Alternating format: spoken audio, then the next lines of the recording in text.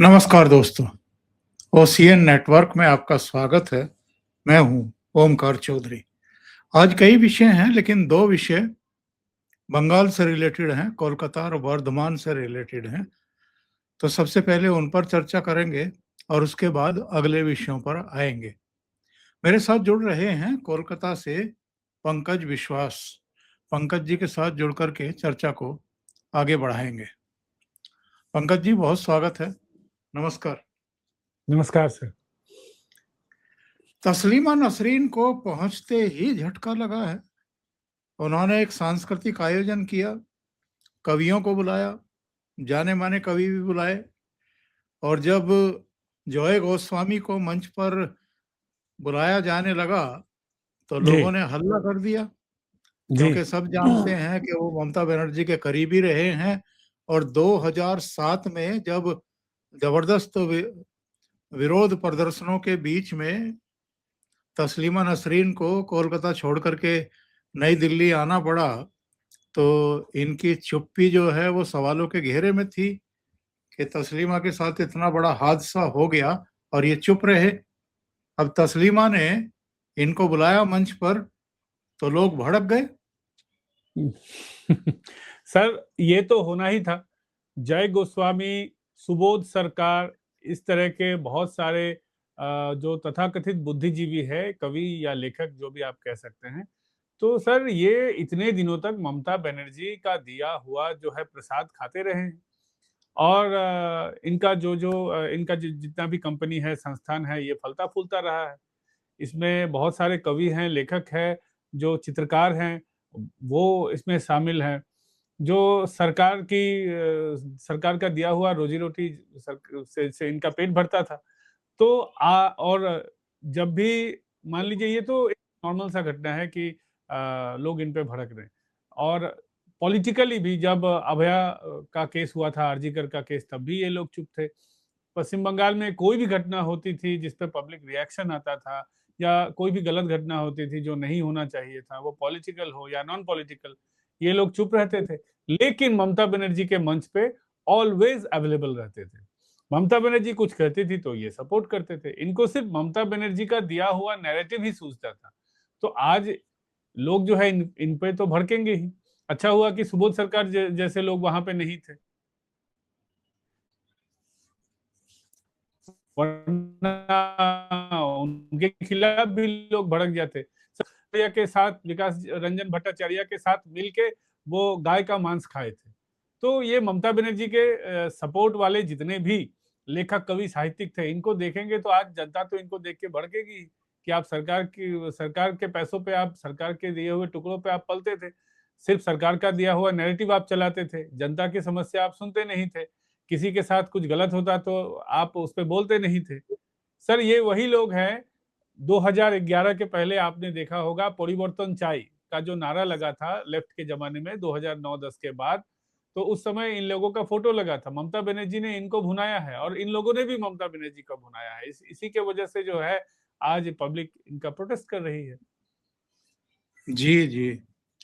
तस्लीमा के वहां निर्वासन से निकल करके पहुंचने के बाद कैसा उनका स्वागत हुआ है?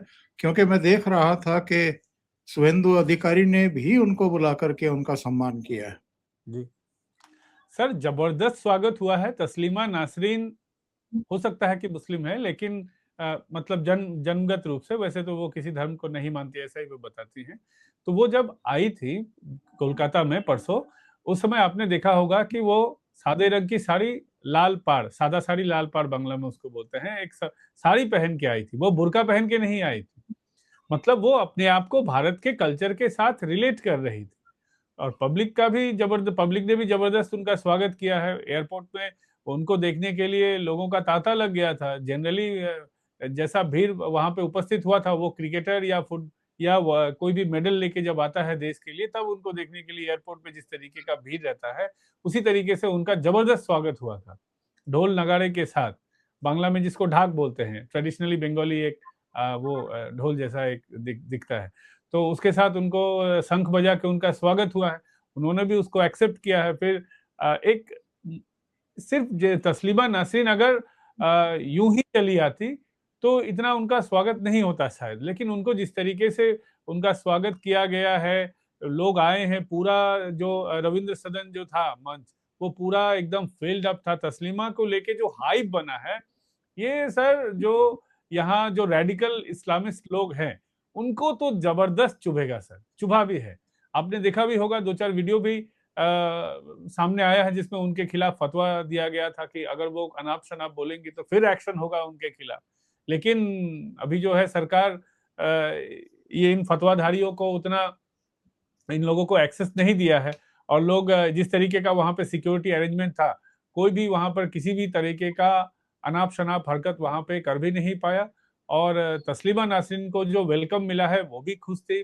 सबसे बड़ी बात है कि शुभेंदु अधिकारी जी मिल के उनसे उनसे बात किए, उनको जो है उनका स्वागत किए हैं। और जबरदस्त कल जो कार्यक्रम हुआ है वो जबरदस्त कार्यक्रम हुआ है। एंड सर, इससे मैसेज कि बंगाल में अब जो है रेडिकल कल्चर नहीं चलेगा। बंगाल में जो है, जिसको बोलते हैं बांग्ला में मुक्तो मना, मतलब एक ओपन जो बंगाल का एक कल्चर है। आप बंगाल में कुछ भी सोच सकते हैं, कुछ भी बोल सकते हैं, बोलने का लहजा सही होना चाहिए। जो एक बंगाल का पुराना एक जो विरासत था, वो फिर अब धीरे धीरे वापस आ रहा है। और ये जो गिरफ्तार किया गया है जैशे मोहम्मद का हमीम मंडल, इसके बारे में थोड़ा सा बताइए। ये जानकारी मिली है कि इसको 2 काम सौंपे गए थे। एक तो जंतर मंतर पर जब ये धरना प्रदर्शन चल रहा था तो वहां पुलिस की वर्दी में कोई हरकत करने का या फट जाने का पता नहीं क्या, लेकिन इस तरह की जो एसटीएफ है उसने जानकारी दी है। और दूसरा, शुभेंदु अधिकारी की गतिविधियों पर निगाह रखने का, क्या टारगेट पर है शुभेंदु अधिकारी? सर एक्चुअली जब से शुभेंदु अधिकारी लीडर ऑफ अपोजिशन बने हैं, तब से उनके ऊपर जो है तृणमूल कांग्रेस का जो रेडिकल ग्रुप है, उनका जो वोट बैंक है मुस्लिम वोट बैंक, उनके रेडिकल ग्रुप के तरफ से बार बार उनके ऊपर अटैक हुआ है, उनके ऊपर गाड़ी पे अटैक हुआ है। और सबसे बड़ी बात है कि जब वो लीडर ऑफ अपोजिशन भी थे तब वो एक बुलेट प्रूफ कार यूज करते थे, जिसके वजह से वो बहुत बार बच गए। और बांग्लादेश बेस्ड जितने भी इस्लामिक टेररिस्ट ऑर्गेनाइजेशन हैं, उनके भी वो टारगेट पे। आपने बांग्लादेश के संसद में भी ये आलोचना कई बार सुना होगा कि शुभेंदु अधिकारी उनका दुश्मन है, शुभेंदु अधिकारी को रोकना है, भाजपा को पश्चिम बंगाल में रोकना है। तो ये बांग्लादेश की तरफ से भी एक माइंडसेट है और पाकिस्तान की तरफ से तो एक माइंडसेट है ही। इसी की वजह से जब ये जो पकड़ा गया है, जो टेररिस्ट नया, जो हामिद मंडल जिसका नाम है, उसके ऊपर दो, आपने सही कहा कि उसके ऊपर 2 जिम्मा था। एक तो था जब ये हंगामा पूरा चल रहा था, दिल्ली में प्रोटेस्ट जो चल रहा था, उस समय इसको एक टास्क दिया गया था। हालांकि इस टास्क को वो पूरी तरीके से एग्जीक्यूट नहीं कर पाया है कि वहां पर पुलिस की वर्दी पहन के जाना है, कुछ बड़ा करना था। उसको टारगेट ये दिया गया था कि वो अगर एक्सप्लोसिव का जुगाड़ हो सके तो एक्सप्लोसिव को वहां पे ब्लास्ट करना है, अगर नहीं हो पाए तो कम से कम उसको आर्म्स एंड एमुनिशन जुगाड़ करना था और वहां पे भीड़ में गोली बोली चलाना था। लेकिन वो किसी भी काम को अंजाम नहीं दे पाया। ये बहुत अच्छी मतलब बात है कि बंगाल में अभी पहले तो एक्सप्लोसिव जुगाड़ करना बहुत इजी था, अब वो चुनाव के बाद या बीजेपी आने के बाद अब वो उतना सस्ता काम रहा नहीं, टास्क रहा नहीं, जिसकी वजह से वो कर नहीं पाया। और उसको दूसरा ये टारगेट दिया गया था कि शुभेंदु अधिकारी जी की गतिविधि को उसको गतिविधि वो वॉच, उसको उस पर वॉच रखे कि वो कब घर से निकलते हैं, कहाँ जाते हैं, नवान्नों में कब कब कब नवान्नों में जाते हैं, नवान्नों से वापस आते हैं, उनका एक रूटीन क्या है, इसके ऊपर उसको सर्विलांस रखना था। जब ये सर्विलांस पूरा रख रहा था या धीरे धीरे अपने काम को अंजाम देने की ओर बढ़ रहा था, उस समय जब ये सोशल मीडिया हैंडल पर पाकिस्तानी हैंडलरों से जब ये टेक्स्ट का आदान प्रदान दोनों में हो रहा था, और सिर्फ इंस्टाग्राम पे नहीं और भी इनक्रिप्टेड नेटवर्क पे ये यूज कर रहा था, तब ये जो है हमारे जो सिक्योरिटी एजेंसीज के नजर में आया। उसके ऊपर उसके बाद इस पे भी वॉच रखा गया, तो पता लगा कि सिर्फ इसका मॉड्यूल जो है सिर्फ ये खुद ऑपरेट नहीं करता, इसके दो चार संगी साथी भी हैं। और सबसे बड़ी बात है कि इसका इसका इसका एक स्पेशल फ्रेंड है, इसकी एक गर्लफ्रेंड है, अर्पिता सरकार उसका नाम है। तो अर्पिता सरकार को ये ट्रैप करके जो है लोगों को ये हनी ट्रैप करने की कोशिश कर रही थी अर्पिता सरकार। जितने भी बड़े बड़े प्रभावशाली नेता हैं बीजेपी के और पुलिस के भी उनको ये हनी ट्रैप करने की कोशिश कर रही थी अर्पिता सरकार। यानी बड़ा कांड करने के मूड में थे, लेकिन एसटीएफ के द्वारा दबोच लिए गए।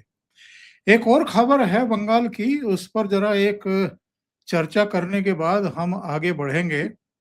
खबर ये है कि शमीक भट्टाचार्य का एक बयान चर्चा में है कि भारतीय जनता पार्टी के लोग भी वसूली कांड के हिस्सा बन चुके हैं, वसूली में लगे हुए हैं।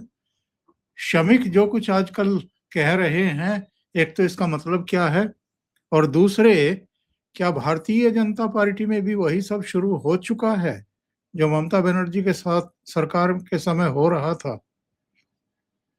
नहीं सर, पूरी तरीके से ऐसा नहीं है, लेकिन ये भी सच है कि लोग देखिए, आप अभी जो है बहुत सारे ऐसे लोग हैं जो जिनको आप बीजेपी और टीएमसी में फर्क नहीं कर सकते हैं।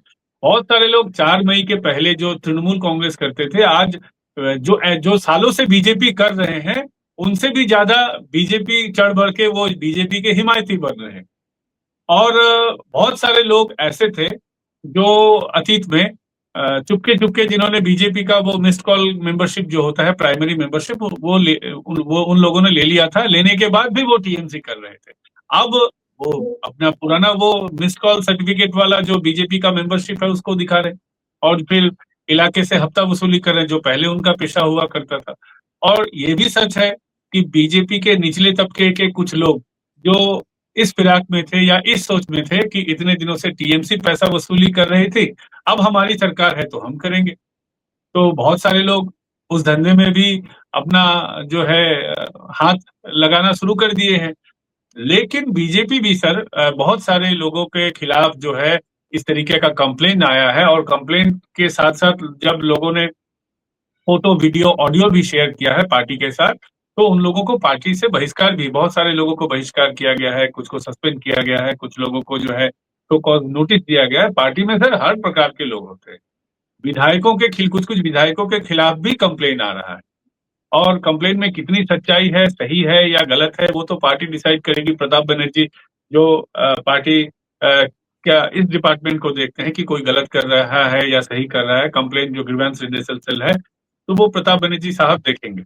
लेकिन अब देखिए कि अभया की जो माँ इस बार विधायक बनी है, उनके पति के खिलाफ भी आरोप लगा है कि मंदिर पे जो चंदा जमा हो रहा था, एक उत्सव यहाँ पे 1 महीने पहले था उनके इलाके में, तो वो मंदिर का जो पैसा है, वो बोल रहे थे कि मंदिर का पैसा जो है वो गिनेंगे। ऐसा एक वीडियो ऑडियो एक ऐसा वायरल हुआ था। तो बहुत सारा कंप्लेन आ रहा है, विधायकों के खिलाफ आ रहा है, जो तृणमूल स्तर के लोग हैं उनके खिलाफ आ रहा है। अब सच है, गलत है, झूठ है, ये तो पार्टी डिसाइड करेगी, लेकिन आरोप तो लगना शुरू हो गया है। क्योंकि देखिए सर, कांग्रेस के जमाने में कांग्रेस हफ्ता वसूली करती थी, सीपीएम बढ़ चढ़ के ये जो प्रमोटिंग का जो आज जो सिंडिकेट जिसको हम बोलते हैं बंगाल में, ये सिंडिकेट सिस्टम सीपीएम के जमाने का ही शुरू किया है। टीएमसी उसको बंद नहीं कर पाई, और ज्यादा टीएमसी ने सिंडिकेट से पैसा कमाया। तो बीजेपी में भी कुछ लोग हो सकता है कि सोच रहे होंगे कि हम भी जो है पुराने जमाने में जिस तरीके से चलता था अब भी चलेगा, और पार्टी करने के पीछे जो अपना खून पसीना बहा रहे थे, इतना समय दे रहे थे, उनको भी लगता होगा सिस्टम जैसा पहले से चला रहा था वैसा ही चलेगा। लेकिन अमित जी जो है वो स्पष्ट रूप से, हाँ, उन्होंने स्वीकारा है कि पार्टी के कुछ लोग इस तरीके का काम कर रहे हैं, लेकिन उन्होंने ये भी कहा है कि ये नहीं चलेगा, इसको बंद करना पड़ेगा। हमारे पार्टी के लोग भी अगर ऐसा करते हैं तो हम उसको चलने नहीं देंगे। तो उनका जो पूरा बयान था उसका एक पोर्शन काट के उसको सोशल मीडिया में इस तरीके से अलग अलग हैंडलों से चलाया जा रहा है कि शमीक भट्टाचार्य बोल रहे हैं कि हमारे पार्टी के लोग हफ्ता वसूली कर रहे हैं। लेकिन उनका कहना ये था कि हाँ, कुछ लोग हफ्ता वसूली कर रहे हैं, लेकिन हम उसको चलने नहीं देंगे। तो दोनों बयान में फर्क है, लेकिन उन्होंने जो कहा है वो तो सच तो है ही, ऐसा ही लगता है। पंकज जी, आगे बढ़ते हैं। कल पुणे में, एक दिन पहले पुणे में एनएसए अजीत डोभाल साहब को एक बड़ा प्रतिष्ठित पुरस्कार मिला है, लोकमान्य गंगाधर तिलक के नाम पर। और वहां उन्होंने कहा है कि किसी की भी मनमानी नहीं चलेगी, और जिन शब्दों का उन्होंने प्रयोग किया है, उन्होंने कहा कि ठीक है, संविधान में आपको काम करने की छूट है, अभिव्यक्ति की स्वतंत्रता है, लेकिन मन चाहा काम करने की छूट नहीं है। उनका इशारा किसकी तरफ था? नंबर 2 जिनकी तरफ था, 5 अगस्त को उन्होंने संभाजी नगर में फिर बैठक बुलाई है और कहा यह जा रहा है कि जो कार्यकारिणी है उसमें आगे की रणनीति तय की जाएगी। अभिजीत दीपके की ये मीटिंग है जो उनके आवास पर होने जा रही है। लेकिन हम एक डेवलपमेंट देख रहे हैं। अरविंद केजरीवाल रणनीतिक रूप से इस पूरे कर्मकांड से हल्का सा बैक गए हैं, इधर वो चुप हैं, कुछ बोल नहीं रहे हैं। इसकी क्या वजह मानते हैं? सर, इसकी यही वजह मानते हैं कि अरविंद केजरीवाल साहब को भी डर होगा कि जिस तरीके से ममता बनर्जी के पार्टी का जो फंड है, वो उसमें जो सस्पिशियस एक्टिविटी हुआ, उसमें जो विदेशी पैसा आया है, उस पे अभी जो है उस पे निगरानी चल रही है, उस पे ईडी का जांच चल रहा है। तो इस तरीके से अगर उनकी पार्टी के ऊपर भी जांच अगर शुरू हो जाएगा तो वो भी फंसेंगे, क्योंकि उनके पार्टी में भी फॉरेन फंडिंग आई है। तो फॉरेन फंडिंग क्यों आया है, किस वजह से आया है, वो अगर जांच में जांच के अंडर आ जाए, अंडर स्कैनर, तो हो सकता है कि वो फंस सकते हैं। इसलिए उनको लग रहा होगा कि जो मैं तो इसमें डायरेक्टली शामिल नहीं था, मेरा चेला अभिजीत दीपके शामिल था और भी लोग शामिल था, मैं तो बैक सपोर्ट दे रहा था। तो अगर मैं सामने आ जाऊंगा तो मेरी मुसीबतें बढ़ सकती हैं। दिल्ली तो हाथ से चला ही गया है। रहा पंजाब, पंजाब में भी प्रॉब्लम है, उनकी पार्टी के खिलाफ पंजाब में भी बहुत तरह का आरोप है। तो अगर वो भी अगर अंडर स्कैनर चला आएगा तो पंजाब ऐसे भी उनके जीतने के आसार इस बार तो मुझे लगता है कि कम ही है पंजाब में। तो वो हो सकता है कि अपना जो प्रॉब्लम है उसको नहीं बढ़ाना चाहते हैं, क्योंकि उनको तो जरूर पता है कि उन्होंने क्या किया है क्या नहीं किया है। तो इसी के वजह से, और जब अजीत डोभाल साहब कुछ बोलते हैं उसका एक मैसेज होता है सर, तो वो उस मैसेज को बहुत अच्छी तरीके से लगता है कि उन्होंने पढ़ा है, जिसके वजह से वो आ, कम से कम इस चैप्टर से दूर रहना चाहते हैं। जी, जी, बिल्कुल सही बात है। पीयूष गोयल का एक बयान मैं देख रहा था, बड़ा इंटरेस्टिंग बयान है। उन्होंने कहा है कि ये जो कुछ चल रहा है, प्रधानमंत्री नरेंद्र मोदी की लोकप्रियता से परेशान है राहुल गांधी और जैन जी के नाम पर इसीलिए ये तांडव किया गया है और राजनीति की जा रही है। उन्होंने बड़ा सवाल खड़ा किया है। उन्होंने कहा कि 2010 और 11 में जब परीक्षा पेपर लीक पर कानून बनाने की योजना बनाई गई थी, उसे लागू करने का साहस कांग्रेस ने क्यों नहीं दिखाया, यूपीए ने क्यों नहीं दिखाया? सर, ये बात तो एकदम सही है। आज राहुल गांधी जब से राजनीति में आए हैं तब से उन्होंने जीत का स्वाद कभी चखा नहीं है। फिर भी मैं मानता हूं कि राहुल गांधी है जो अभी भी कोशिश कर रहे हैं। हम लोग अगर होते तो कब का छोड़ दिए होते। कम से कम इसलिए राहुल गांधी को सैल्यूट करना चाहिए। लेकिन जिस तरीके की वो राजनीति करते हैं, वो एक सीरियस पॉलिटिशियन के तौर पे तो दिखते हैं नहीं। लोकसभा में भी हमने देखा है, अपना बटन खुद बंद करके वो बोल रहे हैं मुझे बोलने नहीं दिया जा रहा है। बहुत बचकानी वो हरकत कर रहे हैं। और प्रधानमंत्री की लोकप्रियता से तो उनको तो जलन तो होगा ही। प्रधानमंत्री एक जमाने में भारत की क्या हैसियत थी, जब G20 सम्मेलन हो या किसी भी प्रकार का जो सम्मेलन होता था, इंटरनेशनल सम्मेलन, उसमें भारत की क्या हैसियत होती थी। भारत के किसी भी प्रधानमंत्री या राष्ट्रपति को कहाँ खड़ा रखा जाता था। आज नरेंद्र मोदी को कहाँ रखा जाता है। तो परेशान तो होंगे ही वो, क्योंकि अलग पार्टी से बिलोंग करते हैं। हालांकि उनको होना नहीं चाहिए था। प्रधानमंत्री तो सबके हैं और प्रधानमंत्री देश को रिप्रेजेंट करते हैं। वहां नरेंद्र मोदी जी अगर खड़े होते तो इसका मतलब वो व्यक्ति नरेंद्र मोदी नहीं, वहां पे भारत खड़ा है। तो मैं मानता हूं कि उनको प्रधानमंत्री जी की लोकप्रियता से उनको जो है जलन नहीं होना चाहिए था। हालांकि क्या कर सकते हैं, अलग पार्टी के हैं इसलिए वो जलते हैं। कभी जीत का स्वाद नहीं चखा। हर बार वो सोचते हैं कि इस बार जीतेंगे, इस बार जीतेंगे, लेकिन जीत की दहलीज पे खड़े होकर वो इतने पीछे रह जाते हैं कि हम लोगों को भी कभी कभी लगता है कि कैसे ये हो गया।